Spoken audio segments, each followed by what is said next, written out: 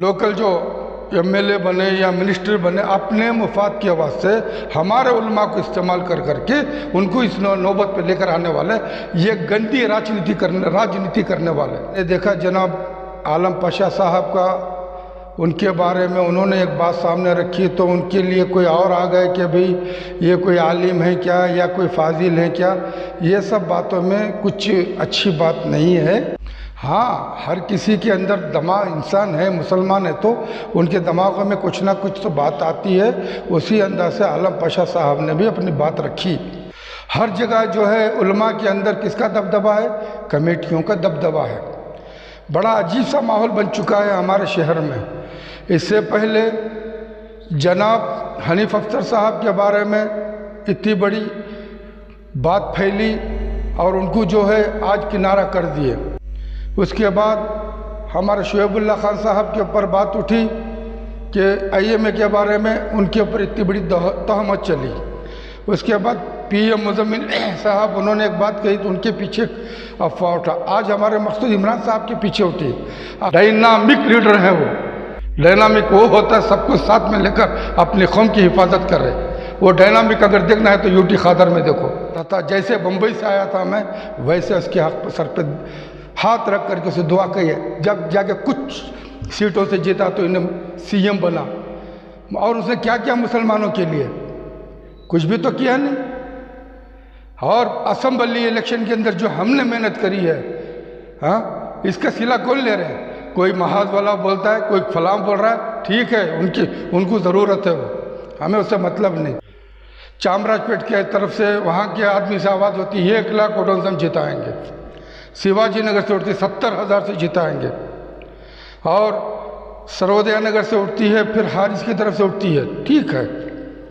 ये ऐसा मौका था एक मुसलमान सीट को जिताने के लिए, क्योंकि पीसी मोहन को खुद बीजेपी वाले हराना चाह रहे थे। हो तो ना, अपने हैं कहाँ पर?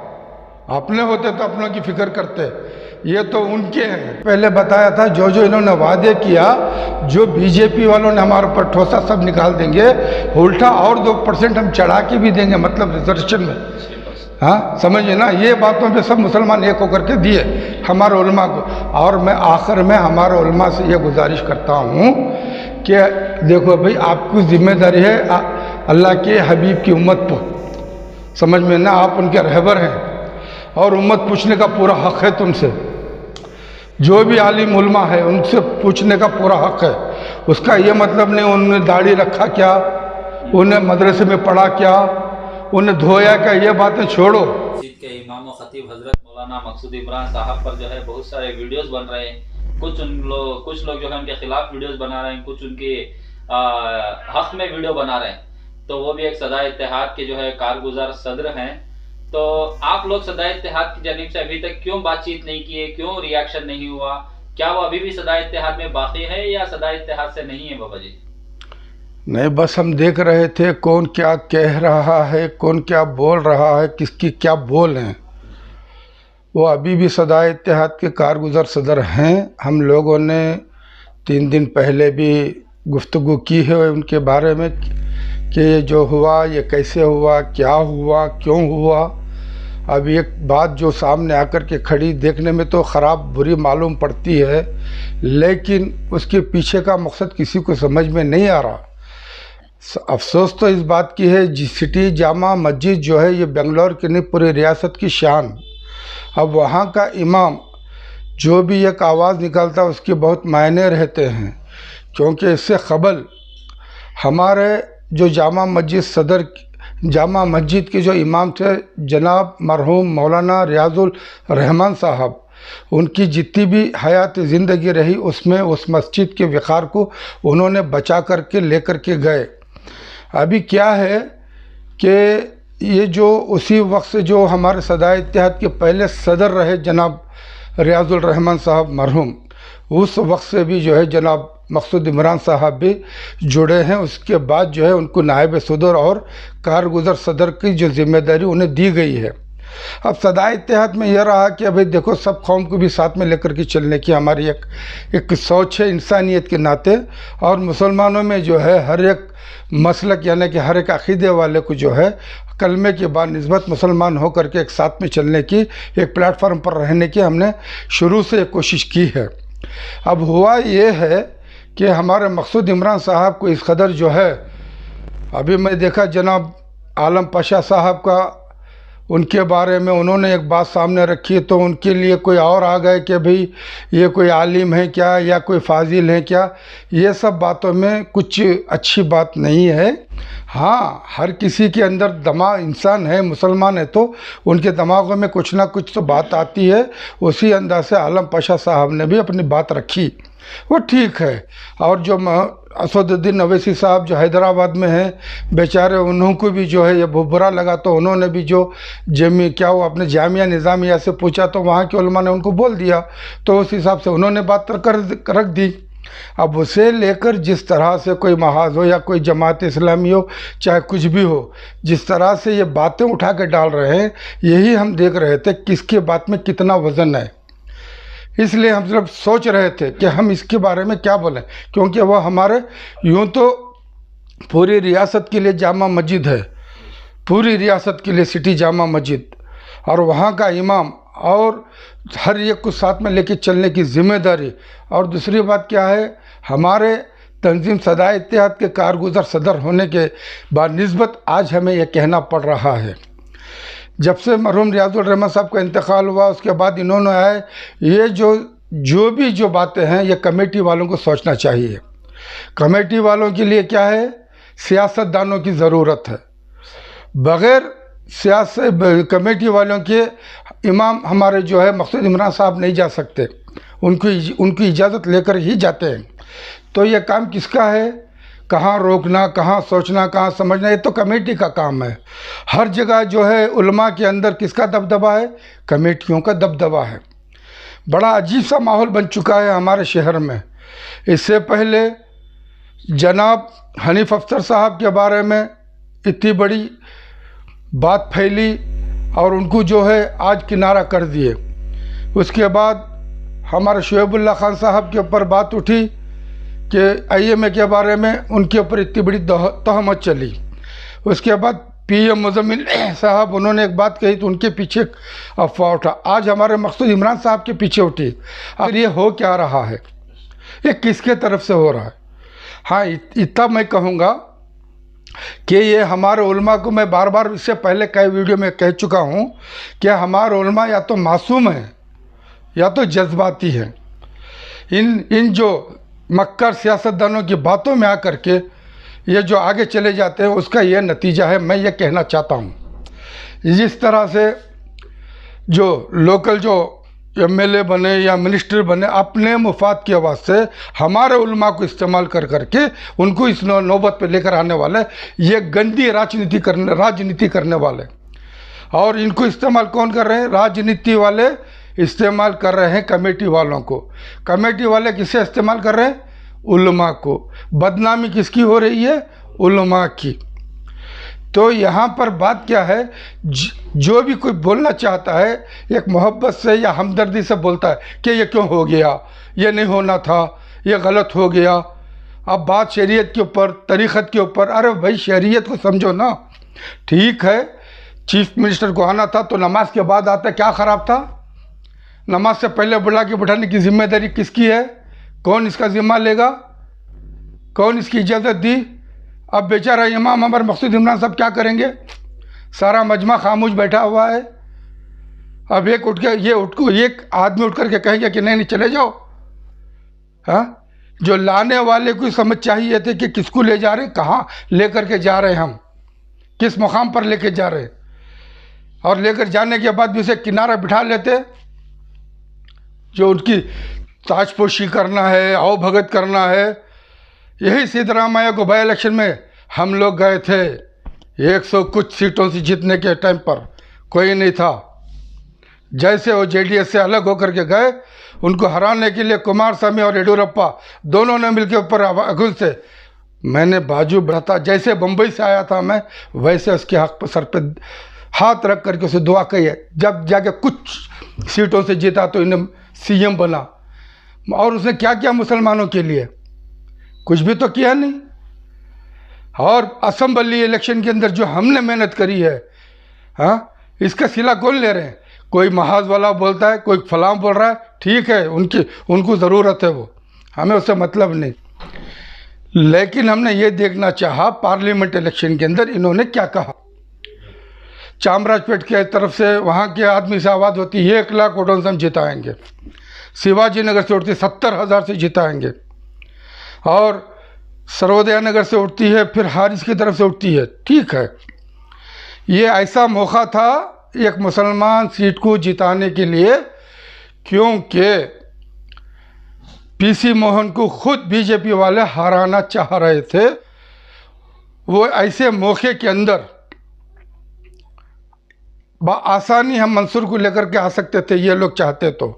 अब अंदाज़ा लगा लीजिए चामराजपेट से कितने वोट हासिल हुए और कितने कम वोटों से पीछे रहा ये, क्योंकि यह वक्त ऐसा था, क्योंकि ना उन्हें आरएसएस साथ दी पीसी मोहन को, ना बीजेपी ने साथ दिया।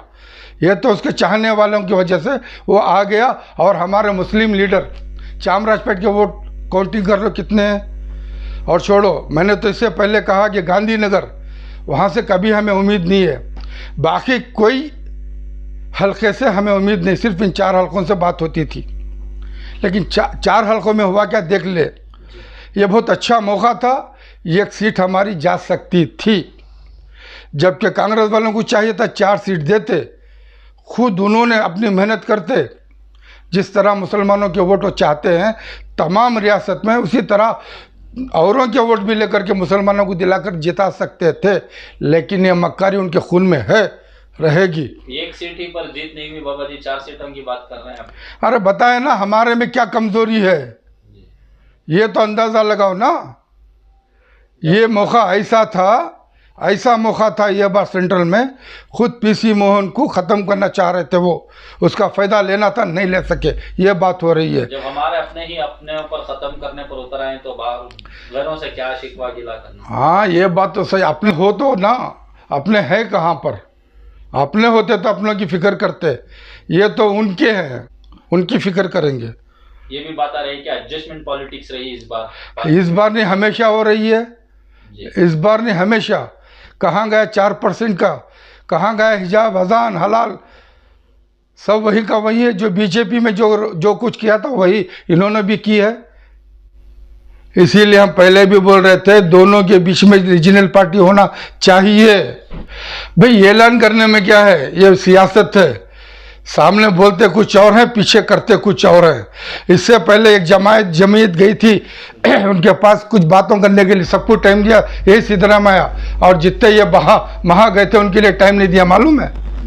असेंबली से वापिस आए थे पूरे। ये क्या मुसलमानों को देगा? अरे मुसलमानों के औकाफ की प्रॉपर्टी मिल जाए काफ़ी है। और किसी बात सामने रही कि मुसलमानों के लिए सिर्फ वादे हो रहे हैं, दूसरों के लिए गारंटीज दी जा रही है। वही तो मैं बता रहा हूँ, मुसलमानों को समझना चाहिए। हाँ, इसके अंदर कुछ बाहर से आ जा रहे हैं, समझे ना। अब मैं नाम ले लूँ तो बहुत बड़ी बात हो जाएगी। खूबसूरत इंसान आते हैं, रातों में मिलते हैं, जैसे गोया उनकी बात के ऊपर वोट पड़ रहे हैं। ये तो मजबूरी में मुसलमानों ने पूरा कांग्रेस को एक तरफा वोट दिया, ये जो हमारे लोकल उलमा की वजह से। आज हम एक तरफ वोट करके वही भी बदनाम है। सामने वालों के सामने हमने बुराई में आ गए। पहले बीजेपी हमारी दुश्मन थी, तो अब जेडीएस भी हमारी दुश्मन है।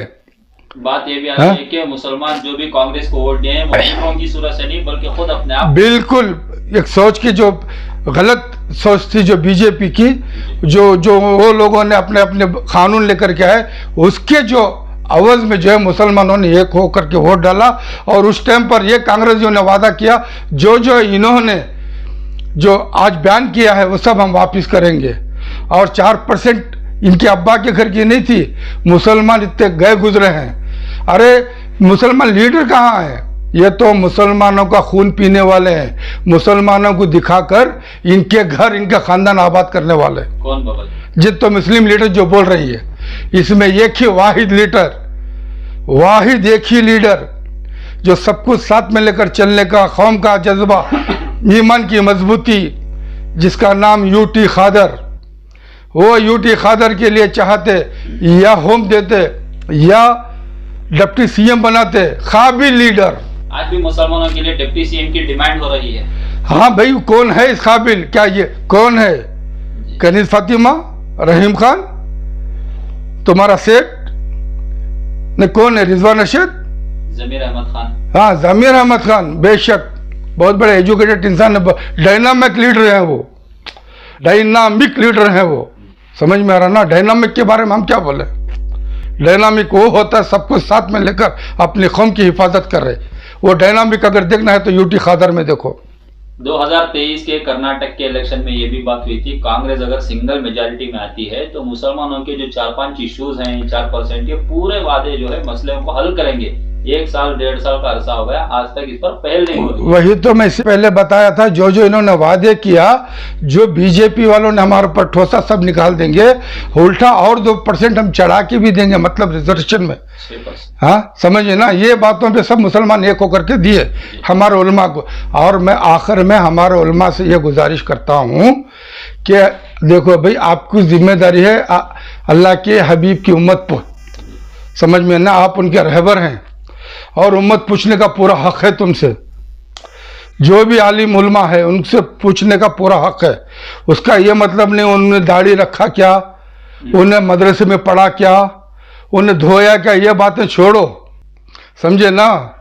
एक मुसलमान बोले तो कुछ ना कुछ उसके अंदर तासीर होती है, तो उसे पूरा पूछने का हक है, वो पूछ सकता है, कोई भी पूछ सकता है। 2023 के इलेक्शन में भी सदाए इत्तेहाद की जानिब से कांग्रेस की उम्मीदवारों को वोट दिलाने की एड़ी चोटी का जोर लगाए थे।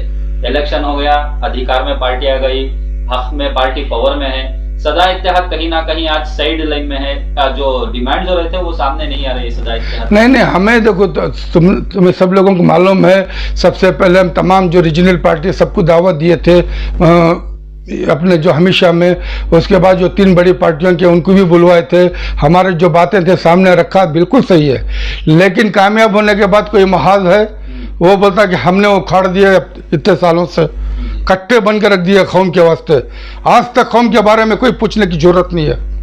उसके बाद मिली काउंसिल है, इतने मसाइल हल कर दिए कौम के, पूछो नहीं, आज कौम फूल फल रही है। हाँ, ऐसे लोगों से क्या उम्मीद रखें? और हमेशा हक और सच बोल के हम ही लोग जो है, हमें तो बस किनारा ही रहते हैं हम लोग।